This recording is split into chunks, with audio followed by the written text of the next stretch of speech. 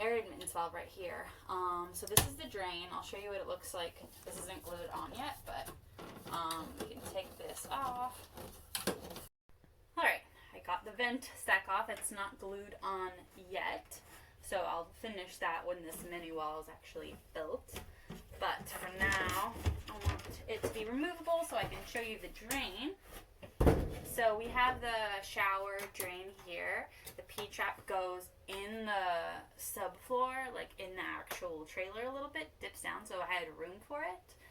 And then,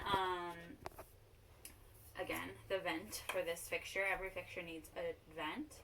Then the drain comes this way. It's actually sloped quite a bit. I'll get out of the shot so you can see. This is the drain that goes all the way out the side wall there, and it's gonna connect to the, that's where it connects to the sink, from the sinks. So it's gonna come down here, and I was able to figure out how to fit the laundry drain, so it kind of goes down, loops around, connects there, and goes out. So I'm happy with the progress that we made on the Bakon Box today.